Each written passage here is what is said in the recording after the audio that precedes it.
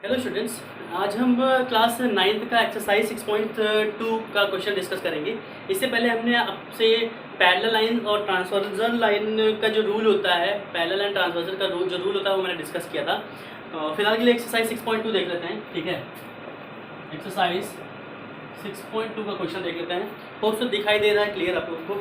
चलिए, question number first जो दिया है उसमें दो पैरेलल लाइन दिया हुआ है, सॉरी एक पैरेलल लाइन दिया हुआ है ना। पैरेलल लाइन पर एक ट्रांसवर्सल लाइन जो उसको कट कर रहा है, और ये एंगल दिया 50 डिग्री। एंगल इसको माना गया है x डिग्री, इसको y डिग्री माना गया है, और इसको 130 डिग्री माना गया है ना। वैसे ये पैरेलल लाइन दिया नहीं हो तो शायद इसको प्रूव करना है। लिखा हुआ है in the figure 6.28 find the value of x and y and then show that A B is parallel to C D. आपको x और y की वैल्यू फाइंड करनी है, देन आपको प्रूव करना है कि ए बी जो है पैरेलल है सी डी के। तो गिवन जो है, गिवन में क्या लिखेंगे, गिवन तो सीधे आपको फिगर में दिख रहा है ना। To prove that A B जो है, ए बी जो है वो सी डी की क्या है, ए बी जो है वो पैरेलल है सी डी के। एंड टू फाइंड, ध्यान रखिएगा दो पार्ट है इसमें, एक प्रूव भी करना है और टू फाइंड मतलब एक्स एंड वाई आपको फाइंड भी करना है। तो ठीक है, चलिए कोई बात नहीं। अभी के लिए हम पैरेलल का रूल नहीं लगा सकते क्योंकि पैरेलल दिया नहीं है, पैरेलल आपको प्रूव करना है, ठीक है। चलिए ठीक है, क्वेश्चन देख लेते हैं। सॉल्यूशन में देखेंगे सबसे पहले तो आपको पता है कि लीनियर पेयर ऑफ एंगल तो लगा सकते हैं। यहाँ पे लीनियर पेयर के लिए तो कोई पैरेलल का रूल जरूरी है नहीं। आपको पता है कि एक लाइन है ना। इस लाइन का नेमिंग अपने मन से करते हैं। चलिए एम एन है ना, इसको एम एन मानते हैं तो लिख देते हैं since M N is a line so by linear pair of angle, linear pair of angle के रूल से 50 प्लस एक्स जो होगा वो किसके इक्वल होगा, 180 डिग्री होगा। X is equal to 180 minus कितना आ जाएगा, यहाँ 50 प्लस में क्या आ जाएगा, माइनस हो जाएगा। तो 180 माइनस 50 कितना आ जाएगा, 130 कितना आ जाएगा, 130 आ जाएगा। किसकी वैल्यू आ गई, एक्स की वैल्यू आ गई है ना। अब एक्स की वैल्यू 130 आ गई, और ये लाइन एक दूसरे कैसे कट कर रहे हैं ना, तो लिखेंगे since M N and C D are intersect each other, so y जो होगा वो किसके इक्वल होगा, 130 डिग्री होगा। y जो होगा किसके इक्वल होगा, 130 डिग्री के इक्वल होगा। किस रूल से, वर्टिकली अपोजिट एंगल के रूल से। लिख लीजिएगा ब्रैकेट में, वर्टिकली अपोजिट एंगल के रूल से, ठीक है। ये y के इक्वल होगा, सॉरी। अब लिखेंगे since x is equals to y is equals to 130 degree, so AB is parallel to CD। AB जो होगा पैरेलल CD होगा। क्यों, क्योंकि ये कैसे एंगल है, अल्टरनेट इंटीरियर एंगल है। अगर अल्टरनेट इंटीरियर एंगल इक्वल होते हैं तो लाइन क्या होता है, पैरेलल होता है, ठीक है। थोड़ा सा नेक्स्ट क्वेश्चन की तरफ मूव करते हैं, इसको थोड़ा सा इंक पिला देते हैं, ठीक है। तो चलिए क्वेश्चन नंबर सेकंड देख लेते हैं।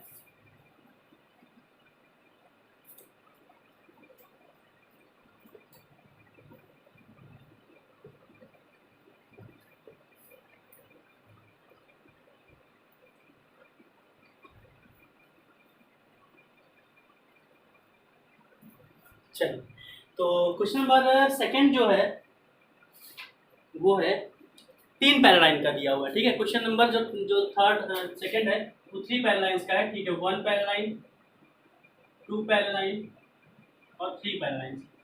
ध्यान रखिएगा ये 3 पैरेलल लाइंस है। ए बी पैरेलल है सी डी के, तो ए बी पैरेलल है सी डी के, और सी डी पैरेलल है ई एफ के। भाई सिंपल सी बात है, जब ये इसके पैरेलल और ये इसके पैरेलल तो तीनों आपस में पैरेलल हो गए, ठीक है। तो कोई दिक्कत नहीं है। एक ट्रांसवर्सल लाइन को कट कर रहा है, एंगल इधर दिया हुआ है x डिग्री, ये दिया हुआ है इधर y डिग्री, और ये दिया हुआ इधर z डिग्री, ठीक है। एंगल y और z का रेशियो दिया हुआ है। तो चलिए क्वेश्चन नंबर सेकंड देख लेते हैं।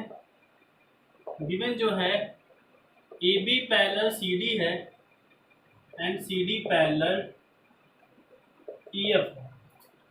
एंगल वाई और जेड में रेशियो दिया हुआ है और angle Y ratio angle Z दिया हुआ है 3:7। ठीक है। टू फाइंड हमको करना है एक्स वाई एंड जेड की वैल्यू फाइंड करनी है। सॉल्यूशन देखते हैं। Since A B is parallel to C D and E F is parallel to C D, so A B parallel to C D parallel to E F होगा। Simple सी बात है, होगा कि नहीं होगा भाई? तीनों पैरेलल होंगे आपस में, है ना। और एंगल वाई जो है, लेट एंगल वाई को क्या मान लेंगे? 3x। जब भी रेशियो वाला होगा तो आप x मान लेंगे। x ना मत मानिए, सॉरी x मत मानिए, 3p मान लीजिए क्योंकि x ऑलरेडी है 3p। और z को मान लीजिए 7p, 3:7 यहाँ 7p मान लीजिए। ठीक है ओके, p के टर्म में मान लीजिएगा, x ऑलरेडी दिया होगा। अब आपको पता है कि अगर कुछ देर के लिए AB को CD को हटा दें, हम CD को अगर हम हटा दें तो ये देखिए, इस फिगर को बनाते हैं फिर से। देखिए ये AB है और बीच में से मैंने CD को हटा दिया तो ये क्या हो गया? EF हो गया। और इसको ये काट रहा है तो ये एंगल X है और ये एंगल क्या है? Z है। तो एंगल X और एंगल Z कैसे एंगल होंगे? अल्टरनेट एंगल होंगे ना। तो लिखेंगे since AB is parallel to EF, AB जो है पैरेलल है EF के, तो angle X is equal to angle क्या होगा? Z हो गया, जो कि दोनों क्या हो जाएंगे? 7p हो जाएंगे। किस रूल से? अल्टरनेट इंटीरियर एंगल के रूल से। अल्टरनेट इंटीरियर के एंगल रूल से एंगल X और एंगल Z क्या है? इक्वल है। X और एंगल Z क्या है? इक्वल है। मैंने आपको कल रूल बताया था। तो एंगल X भी क्या हो जाएगा? 7p हो जाएगा। जैसे Z 7p है तो X भी 7p हो जाएगा। अब देखो आगे by angle on same side. Angle on same side का मैंने रूल बताया था आपको कल कि ए बी और सी डी पहले, तो सेम साइड के रूल का सम एंगल का सम कितना होता है? एंगल एक्स प्लस वाई कितना हो जाएगा? 180 डिग्री होगा। मैंने आपको कल ही बताया था कि दोनों का सम कितना होगा? 180 डिग्री होगा। तो एंगल एक्स कितना है? 7p है, तो यहाँ पे दो 7p और वाई कितना है? 3p is equal to 180 degree. तो 7p 3p कितना हो जाएगा? 10p is equal to 180 degree.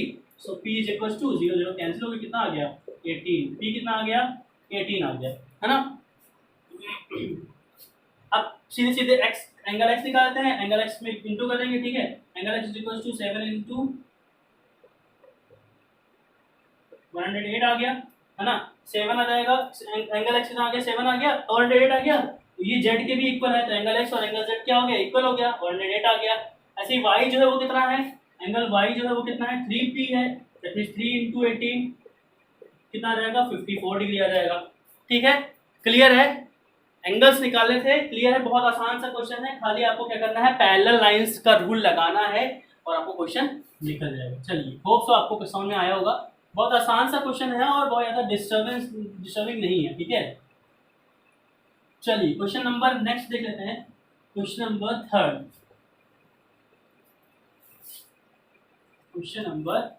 Third देखते हैं, ठीक है। पैरेलल लाइंस को मैंने बीच में से स्किप किया है। रूल कौन कौन सा लगाया है? दो रूल मैंने लगाया है, एक अल्टरनेट इंटीरियर एंगल रूल लगाया है और एक एंगल ऑन सेम साइड। ये दो रूल आप रिवाइज कर लीजिएगा। अगर आपने नहीं देखा है वीडियो तो रूल्स जरूर देखिएगा, इससे पहले वाले वीडियो जो मैंने डाले थे, है ना, पैरेलल लाइन का रूल्स। चलिए क्वेश्चन नंबर थर्ड देख लेते हैं। क्वेश्चन नंबर थर्ड जो दिया हुआ है वो दिया हुआ है, दो पैरेलल लाइन के बीच में एक परपेंडिकुलर लाइन है। परपेंडिकुलर ध्यान रखिएगा, ये 90 डिग्री होता है। परपेंडिकुलर लाइन और एक ट्रांसवर्सल लाइन, ठीक है। ये दो लाइन दिए हुए हैं, तो आप इसको आगे बढ़ा देते हैं। ये है ए जी ई, ये एफ है, E D C and B. Naming बहुत जरूरी है, ध्यान रखिएगा। चलिए ध्यान रखिए, ये है 90 डिग्री, है ना। परपेंडिकुलर दिया हुआ है, 90 डिग्री दिया हुआ है ना। ऐसे ही एंगल क्या दिया हुआ है? Angle GED. चलिए जीईडी, दैट मींस ध्यान रखिए पूरा एंगल कितना दिया हुआ? 126 डिग्री दिया हुआ है। आपको फाइंड क्या करना है? मार्क कर लेते हैं हम। फाइंड जो करना है एजीई, ये एंगल फाइंड करना है। चलिए आगे जीईएफ, दैट मींस ये एंगल फाइंड करना है ना। आगे एफजीई, ये है एफ, ये है जी, ये है ई, दैट मींस ये एंगल फाइंड करना है। तो बहुत आराम से निकल जाएगा। चलिए नेमिंग कर लेते हैं, इसको एक्स मान लेते हैं, इसको वाई मान लेते हैं, इसको जेड मान लेते हैं, ठीक है। एंगल नेमिंग करते हैं, बहुत अच्छा आसान पड़ता है, ठीक है। देखो अब रूल सीधे आप लैंग्वेज लिखिएगा थोड़ा सा ध्यान से। देखो आपको पता है कि ये जेड है और ये 90 है, लेकिन पूरा कितना है, ये 126 है। अब सिंपल सी बात है, पूरा अगर एंगल 126 है तो अगर वो दो पार्ट में बटा हुआ है बीच में से, तो वो दोनों पार्ट को प्लस करने पर वो टोटल के इक्वल आएगा ना, है ना। सिंपल सी बात है, दो रोटी है, एक रोटी है, उसको फाड़ दो, आधा आधा हो गया, है ना। उसको दोबारा से रख दो तो वो पूरा हो जाएगा, नहीं हो जाएगा। तो पूरा एक रोटी दो आधे आधे रोटी से मिलकर बना होता है ना, सिंपल सी बात है। तो वही कॉन्सेप्ट यहाँ पे है कि टोटल 126 है, लेकिन ये 126 में देखो दो एंगल बन रहा है, एक तो इतना जेड है, इतना क्या है 90 दिया हुआ है। तो जेड और 90 को प्लस करने पर तो एंगल जेड प्लस 90 जो होगा वो किसके इक्वल होगा, 126 डिग्री के इक्वल होगा। थोड़ा लैंग्वेज स्किप कर रहा हूँ मैं, ध्यान से समझिएगा। तो एंगल जेड और एंगल 90 कितना हो गया, 126 डिग्री हो गया। तो एंगल जेड क्या आ जाएगा, इधर 90 प्लस हो जाएगा, क्या हो जाएगा, माइनस हो जाएगा। तो ये हो गया 90 माइनस हो जाएगा और ये आ जाएगा 1236। कितना आ जाएगा, एंगल जेड कितना आ गया, एंगल जेड आपने निकाल लिया मैंने इसको जेड मान लिया था, ठीक है।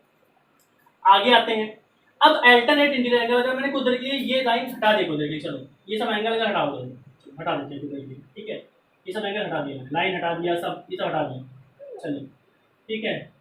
अब आपको दिख रहा है कि एक लाइन दिख रहा है और एक एंगल ये, एक एंगल ये, दोनों एंगल कैसे एंगल है, अल्टरनेट एंगल है ना। मैंने बताया था अल्टरनेट एंगल क्या होते हैं, इक्वल होते हैं। तो since A B is parallel to C D and G is transversal line, so angle x जो होगा वो कितना होगा, 126 डिग्री आ जाएगा। किस रूल से, अल्टरनेट इंटीरियर एंगल के रूल से, AIA अल्टरनेट इंटीरियर एंगल के रूल से, ठीक है। ये आ गया। अब इन दोनों पे लीनियर पेयर लगा सकते हैं ना, सो बाई लीनियर पेयर। क्यों लीनियर पेयर की, एक लाइन के एक लाइन पे दो एंगल बन रहे हैं, देखो चाहे ऊपर बने चाहे नीचे बने, बात वही है। तो angle x plus angle y जो होगा वो कितना होगा, 180 डिग्री होगा। और एंगल एक्स जो है 126 डिग्री है और plus angle y is equal to 180 degree. तो एंगल वाई जो होगा वो कितना आएगा, 180 डिग्री माइनस 126 विच इज 54, है ना। एंगल वाई आ गया 50, ठीक है। क्लियर है, होप सा दिख रहा है। थोड़ा सा नीचे कर लेते हैं, थोड़ा सा हल्का सा एंगल ऊपर है, चलिए ओके।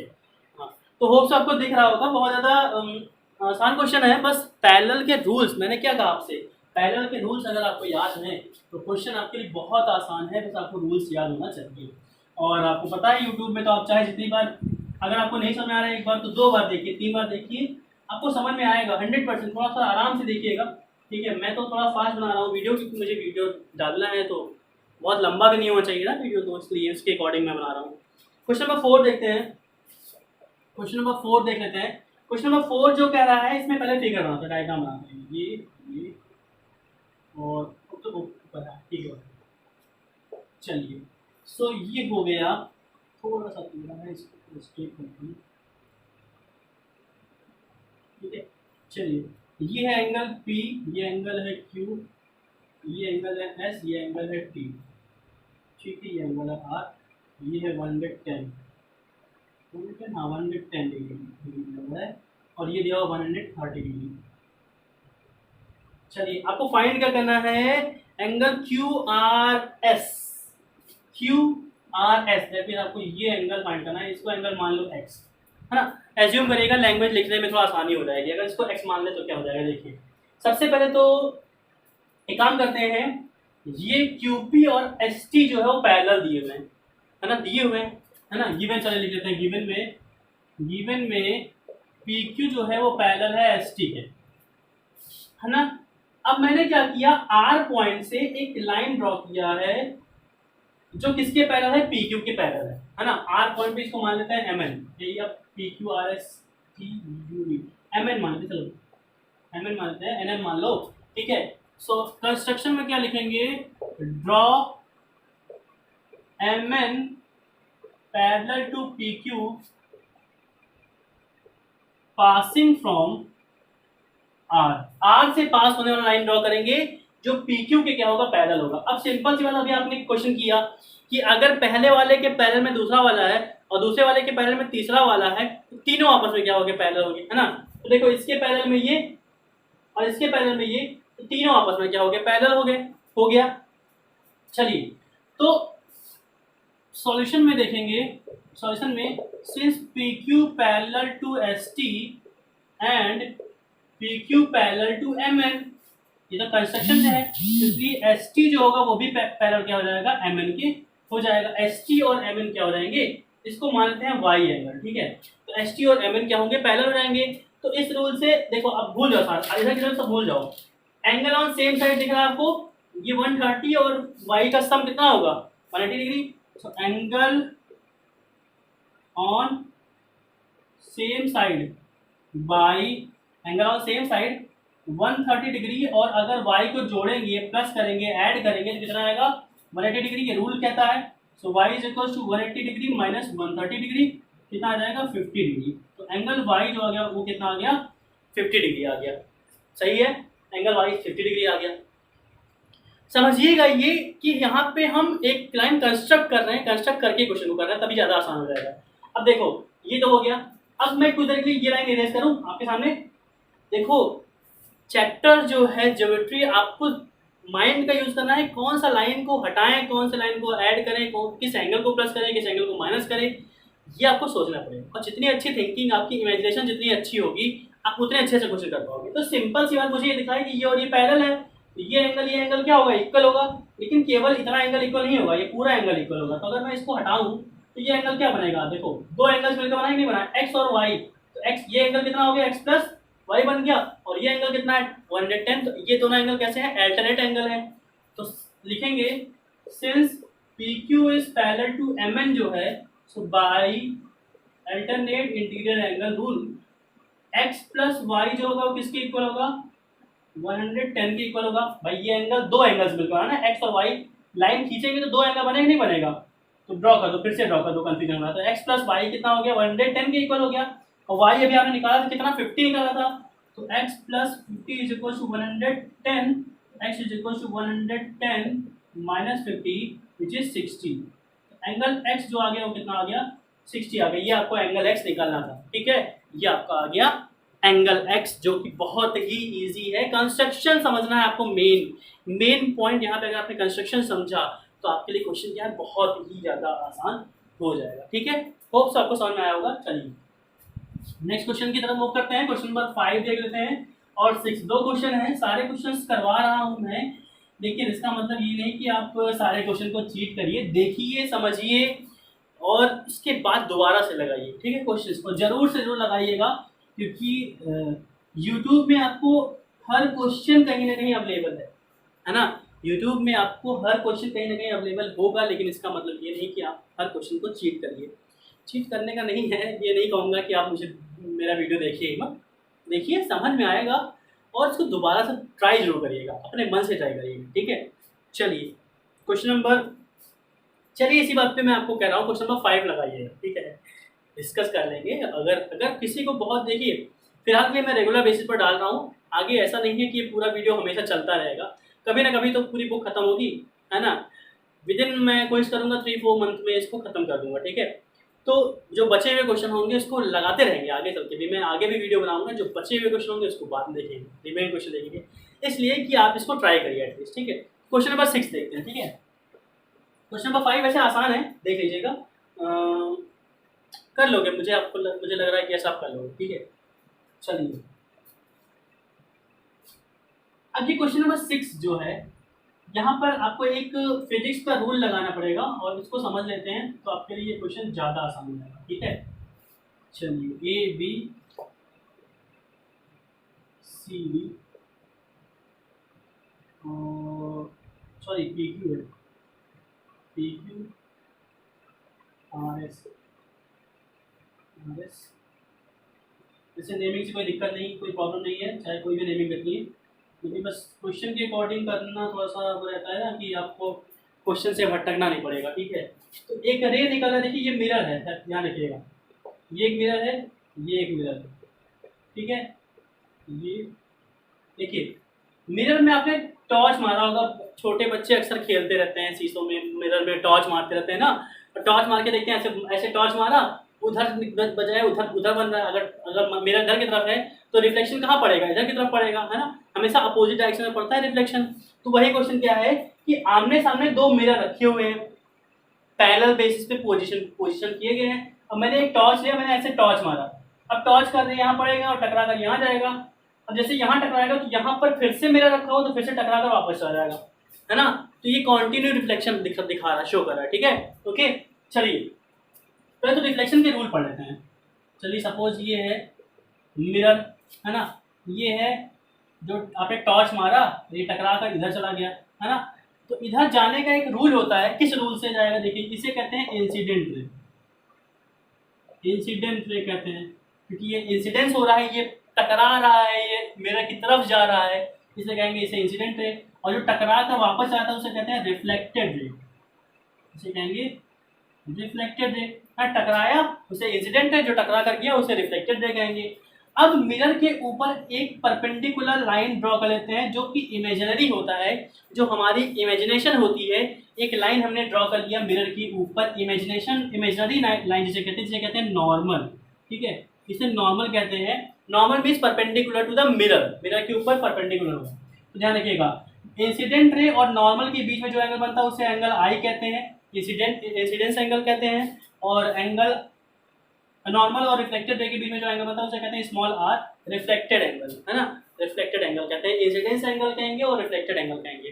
तो आई जो है हमेशा ध्यान रखिएगा, by law of reflection, by law of reflection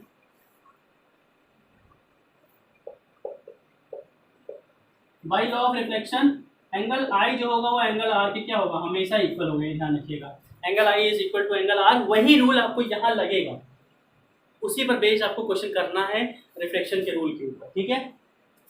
तो चलिए, वैसे रूल इसके दो लॉज हैं, आप फिजिक्स में पढ़ोगे, है ना, angle on reflected ray, normal and incident ray both lie on same plane. पहला रूल ये है कि angle of incident ray, reflected ray and normal all lie on same plane, और दूसरा रूल ये है angle I is equal to angle R, तो हम केवल दूसरे रूल का यूज करेंगे, आप बाकी फिजिक्स में पढ़ लीजिएगा, ठीक है। बाकी आपको जो फिजिक्स का टीचर होगा या जो भी होगा वो आपको पढ़ा देगा।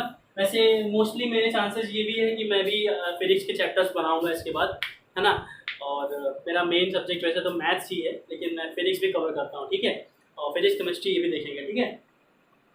चलिए फिलहाल के लिए, हाँ, तो इसको छोड़िए, हमको प्रूव करना है, हमको प्रूव करना है ए बी जो है वो सी डी के पैरेलल है। चलिए सबसे पहला काम नॉर्मल ड्रॉ करना, क्योंकि मिरर वाले क्वेश्चन में नॉर्मल ड्रॉ करते हैं, ये बी एन मान लेते हैं और सी एम मान लेते हैं, इसको एक नॉर्मल ड्रॉ करते हैं। नॉर्मल मतलब परपेंडिकुलर टू द मिरर, ध्यान रखिएगा, ठीक है। अब गिवन में क्या है, गिवन में है P Q parallel to R S, P Q parallel है आर एस के, ए बी is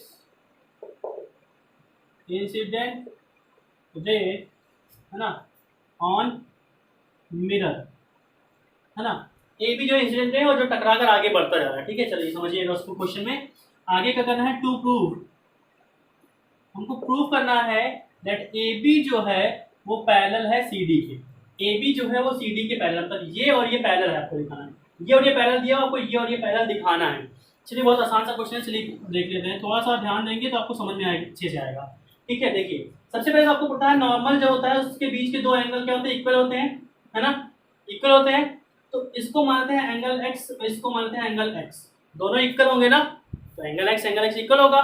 ऐसे ही अगर मैंने दोनों इक्वल से, मैंने दोनों को सेम माना, ध्यान रखिएगा, ऐसे यहाँ पे एंगल, ये दोनों क्या होंगे, एंगल इक्वल होंगे, तो दोनों को मैंने क्या मान लिया, वाई मान लिया, ध्यान रखिएगा, मैंने इसको एक्स मान लिया, ज़्यादा छोटा मैंने बना दिया है, इसको मैंने एक्स मान लिया और इसको मैंने एंगल वाई मान लिया है। चलिए थोड़ा सा ज़्यादा छोटा हो गया था, तो ये दोनों एंगल एक्स क्यों है, क्योंकि दोनों इक्वल होते हैं, सेम मान लिया, और एंगल वाई दोनों सेम होते हैं, इसलिए मैंने सेम मान लिया है।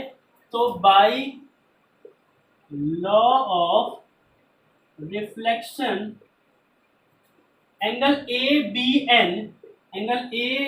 एन जो है वो इक्वल होगा एंगल सी बी एन के, और दोनों को मैंने क्या मान लिया है, एक्स मान लिया है, ABN मतलब इतना एंगल, ऐसे CBN मतलब ये रहा एंगल, दोनों एंगल इक्वल है, चलिए मान लिया, ठीक है। ऐसे ही DCM एंगल DCM जो है वो इक्वल होगा BCM के, एंगल BCM के, दोनों को मैंने क्या मान लिया है, y मान लिया है ना, ठीक है, इतना क्लियर है अभी। अब देखिए, अगर PQ पैरेलल है PS की, अगर PQ पैरेलल है PS के, तो उन पर जो परपेंडिकुलर लाइन होंगे वो भी पैरेलल होंगे। मैं आपको कैसे बताता हूँ, ये कैसे होगा। देखिए, आपको पता है आपके घर कमरे में आप बैठे होंगे इस समय, है ना, तो एक छत है ऊपर, ये जमीन फर्श, तो छत और फर्श आपस में क्या है, पैरेलल है। सबको पता होगा कि छत और जमीन के बीच में हर जगह पे दूरी क्या होती है, बराबर होती है। ये नहीं कि छत झुक गया है। अब बात करोगे कि कुछ लोग बोलेंगे सर इधर मेरे यहाँ मोहल्ले में बारिश हुआ और उनका छत ही आगे झुक गया। अब ये मत कहिएगा कि ये जमीन है और उनकी छत ऐसे झुकी हुई है, अब ये दोनों पैरेलल नहीं होंगे, समझ रहे होगे ना। तो सिंपल सी बात है कि अभी ये घर है, सही सलामत है, आपके छत पे छत है, बराबर है, तो आप यही कहेंगे कि जो छत है और जो जमीन है वो क्या पैरेलल है, 100% पैरेलल है। तो उसके ऊपर ये जो दीवार है जो आपने बनवाई है दीवार, वो क्या है, परपेंडिकुलर है कि नहीं है। देखिए ये जमीन है और ये दीवार है, तो जमीन के ऊपर दीवार कैसी होती है, परपेंडिकुलर होती है। तो एक दीवार इधर की तरफ है और एक दीवार इधर की तरफ है। तो आप ये जानते हो कि ये जमीन और ये छत और इनके बीच में ये जो दीवार है, दो दीवार हैं, ये परपेंडिकुलर हैं, तो ये दोनों भी आपस में क्या होंगे, पैरेलल होंगे। तो दो पैरेलल लाइन के बीच में जो परपेंडिकुलर लाइन होती है वो भी क्या होती है, आपस में पैरेलल होती हैं। सो लिखेंगे BN is parallel to CM since क्यों BN जो है वो परपेंडिकुलर है PQ पर, एंड CM जो है वो परपेंडिकुलर है किस पर, RS पर। इतना लिख दीजिएगा, बाकी आप ये समझ जाओगे क्यों होता है, ठीक है। चलिए अब आपको बताएं कि ये और ये पैरेलल है, तो अगर ये और ये पैरेलल हैं तो पैरेलल के रूल से ये दोनों एंगल कैसे एंगल होंगे, ये अगर पैरेलल है, चलिए मैं बना देता हूँ, ये और ये तो परपेंडिकुलर तो है और इनके एंगल ये हैं, ये एंगल x है और ये एंगल, मैंने आपको अलग डायग्राम बनाकर दिखा दिया, ठीक है। तो अब आपको पता है कि ये एंगल कैसे एंगल है, अल्टरनेट एंगल है। अल्टरनेट एंगल कैसे एंगल होते हैं, इक्वल होते हैं। So by alternate interior angle के रूल से angle x equal to angle क्या होगा, एंगल y की इक्वल होगा, एंगल x एंगल क्या होगा, y की इक्वल होगा, है ना। तो मैं चाहूँ तो दोनों तरफ क्या कर सकता हूँ, 2 से इंटू कर सकता हूँ। चलिए यहाँ पे आ जाते हैं, मल्टीप्लाइंग बाई, थोड़ा सा देख लेना है, ऊपर इरेज करते हैं, ठीक है, चलिए ऊपर इरेज करते हैं।